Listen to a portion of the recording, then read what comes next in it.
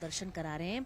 क्या महिमा है, क्या ऐसी रीजंस हैं जो देश ही नहीं बल्कि विदेशों से भी महाकुंभ के दर्शनों के लिए लोग आ रहे हैं, स्नान कर रहे हैं, ध्यान कर रहे हैं, जप कर रहे हैं। इस समय हम जिनसे आपका साक्षात्कार कराने वाले हैं वो है जूना अखाड़ा के महामंडलेश्वर परम पूजनीय स्वामी श्री ऋषि भारती जी महाराज। शुरुआत करेंगे कार्यक्रम की, बात करेंगे गुरुदेव से। गुरुदेव, बहुत बहुत स्वागत है आपका। जय श्री राम। जय श्री राम। सबसे पहले तो आप हमें महाकुंभ की महत्ता के विषय में बताएं और साथ ही साथ ये भी बताएं कि ये महाकुंभ का जो मेला होता है ये प्रयागराज में ही क्यों लगता है, विस्तार पूर्वक।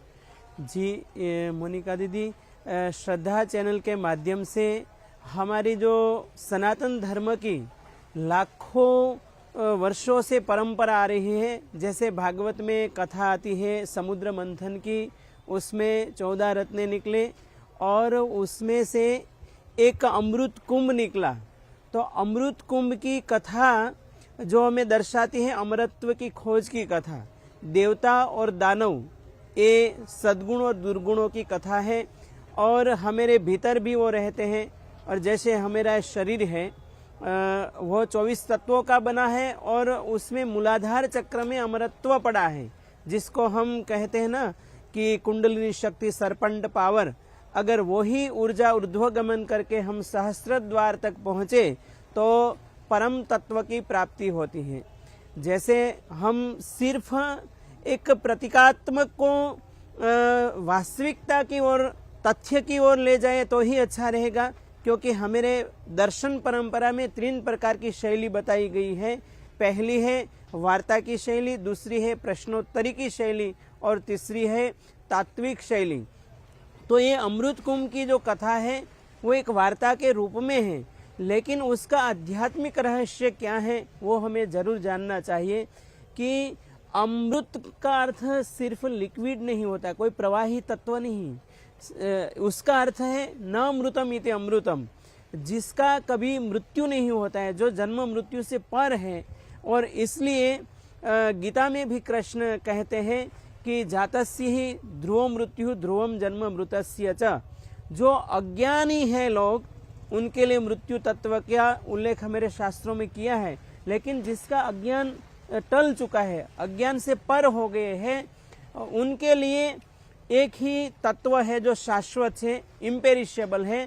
उनको कहा गया है कि नैनम छिंदन्ति शस्त्राणि नैनम दहति पावकः न चैनम क्लेदयन्त्यापो न शोषयति मारुतः। तो ये जो हमारी परंपरा है ये अमृत कथा की ही परंपरा रही है। तो अमरत्व जो है वो हमारी आत्मा है और उनके अंदर, आत्मा के अंदर जो परम तत्व विराजमान है, 25वां तत्व हमारे शास्त्रकारों ने कहा कि अंगुष्ठ मात्र पुरुषो मध्य आत्मनि तिष्ठति। परमात्मा कहाँ है? अगर हम अमरत्व खोज के लिए निकले हैं तो आत्मा के अंदर ही परमात्मा विराजमान है।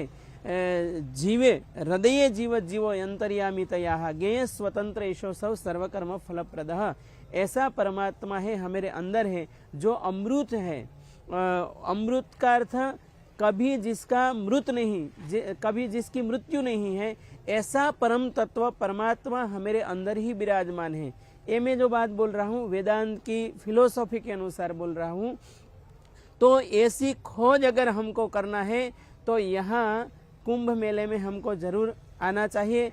और ये जो महाकुंभ है 144 सालों के बाद ये अभी के जो लोग जी रहे हैं उनके लिए एक गोल्डन पीरियड है। बिल्कुल, क्योंकि दूसरा महाकुंभ तो आएगा 2169 में, तब अगर हम रहेंगे या नहीं रहेंगे। इसलिए ये कुंभ में जो नरेंद्र भाई मोदी साहब और योगी आदित्यनाथ जी ने, हम यहाँ पहला अमृत स्नान हुआ, उनके पहले ही 7 दिनों के पहले आए, तब यहाँ देखा कि इतना बड़ा आयोजन।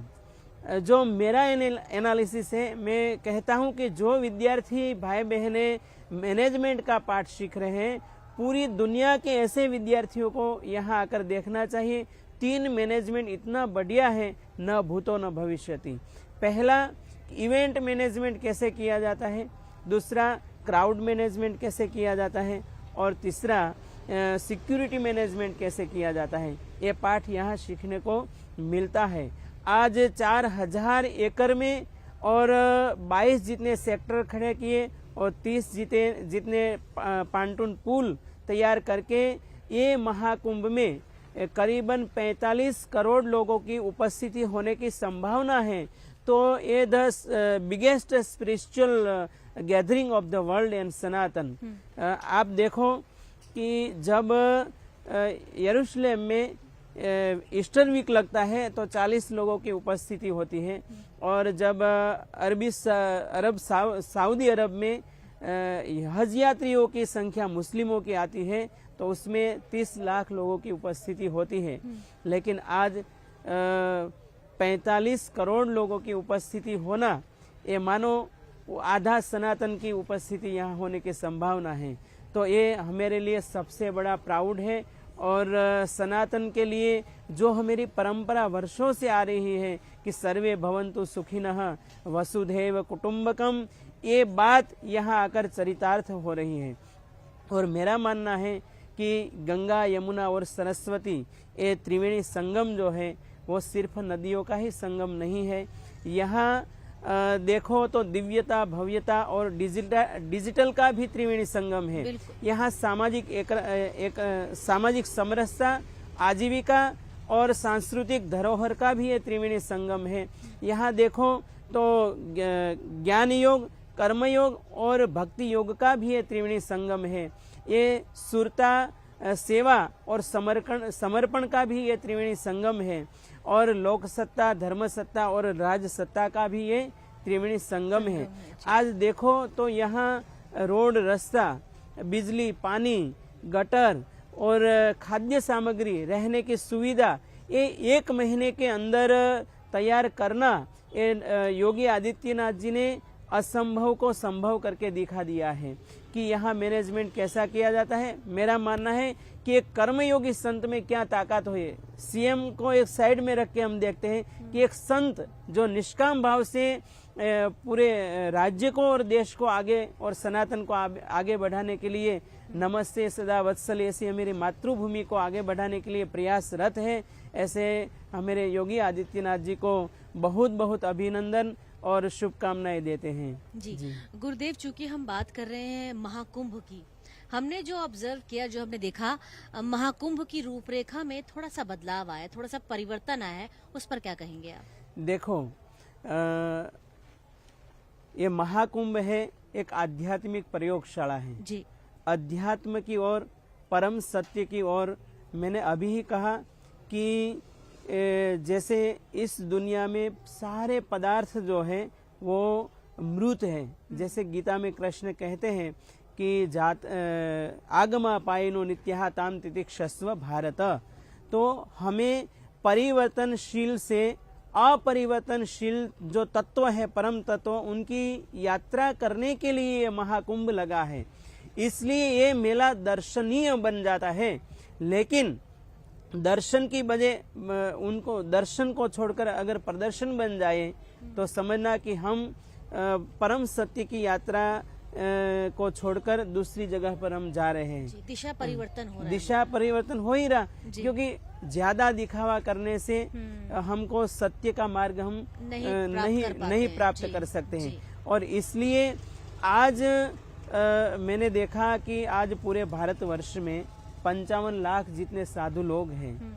तो उनमें से कितने प्रकार हैं, मैं जो एनालिसिस करता हूँ उसमें से कोई भजनानंदी संत हैं जो परम सत्य की यात्रा पर चल रहे हैं, और कोई निष्काम सेवा कर रहे हैं, कोई सिर्फ ऐसा चमत्कार ही करते हैं। लेकिन दुनिया में जितने भी चमत्कार है वो टेम्परेरी होता, परमानेंट नहीं होता। उनका आयुष्य 3 महीने का या ज्यादा तो 3 साल तक ही रहता है। और कोई ऐसे गुंडे मवाली भी इसमें, किसी को अगर पात्रता योग्यता के बिना साधु बना दिए तो भविष्य में ऐसा भी साबित हो सकता है। और कोई ऐसा संत है जो लाचार गरीब की तरह भी जीवन व्यतीत कर रहे हैं। तो मैं चाहता हूं कि इस देश को अभी भी योगी आदित्यनाथ जैसे कर्मयोगी संत की जरूरत है, या तो भजनानंदी संत की जरूरत है जो परम सत्य की यात्रा की ओर चल रहा है और अपने कितने भक्तों को भी उन यात्रा में शामिल करते हैं। अगर ऐसे संत मिल जाए तो उसके लिए भागवतकार भी कहते हैं कि दृष्टि सताम दर्शने अस्तु भवत तनुनाम, ऐसे संतों का दर्शन ये पुण्यशाली होता है। और कहा कि परोपकाराय सताम विभूतयः, परोपकाराय वहन्ति नद्यः, परोपकाराय दुह्वन्ति गावः और परोपकाराय फलन्ति वृक्षाः। जैसे वृक्ष परोपकार के लिए फल देते हैं, नदी दूसरे के लिए पानी देती है, गाय माता दूसरे के लिए दूध देती है, ऐसे ही संत हमेशा दूसरों के मंगल कामना के लिए परोपकार करता रहता है। ऐसा संत ही पूजनीय, दर्शनीय और परम यात्रा में ले जाने के लिए गुरु साबित होता है। और ऐसे संतों के लिए कबीर साहब ने भी कहा कि कबीर दर्शन साधु के साहेब आवे याद, लेखे में सोई घड़ी बाकी के दिन बाद। तो ऐसे संतों का भी दर्शन यहाँ कुंभ मेले में हमको भी हो रहा है। और ऐसे संतों का सानिध्य प्राप्त करके उनके सत्संग में डुबकी लगाकर हमारे कारण शरीर में जो अनंत काल से वासनाएं पड़ी है वो वासनाएं निर्मूल हो और हम जन्म मरण के चक्कर में से दूर होकर परम सत्य की झांकी कर सकें। जी, वाणी को विराम देते हुए अंत में हम चाहेंगे मंत्रोच्चारण के द्वारा आप हमारे जितने भी दर्शक हैं उनके लिए जरूर कुछ कहें। जी, ओ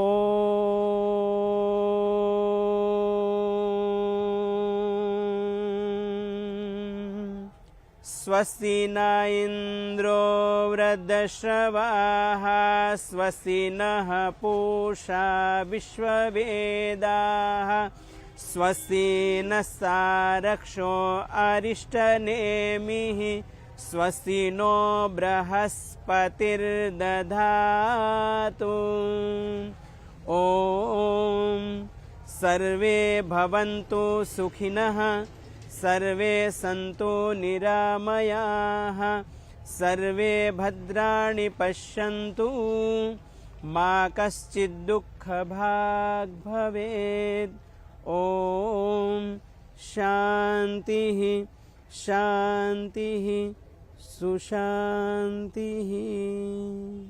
ओम नमो नारायण। जी गुरुदेव, बहुत बहुत धन्यवाद आपका इन तमाम जानकारियों के लिए। जी, आपके श्रद्धा चैनल को भी मेरा संतों का बहुत बहुत आशीर्वाद और शुभकामनाएं कि श्रद्धा चैनल हमेशा सनातन और भारतवर्ष के उत्थान में लगे और जहां सत्य न्याय के पक्ष में खड़े रहे और जिन लोगों की आवाज़ दबी हुई है उन लोगों की आवाज़ बनकर उनको आगे बढ़ाने का भी निमित्त बनती रहे ये श्रद्धा चैनल। ऐसी शुभकामनाएं। बहुत बहुत धन्यवाद गुरुदेव। गंगे हर। तो इसी तरह लगातार हम आपको बता रहे हैं और आपको दिखा भी रहे हैं महाकुंभ के दर्शन, संतों महात्माओं के दर्शन। फिलहाल यहाँ पर लेंगे एक छोटा सा ब्रेक। आप कहीं मत जाइए, देखते रहिए श्रद्धा MH1।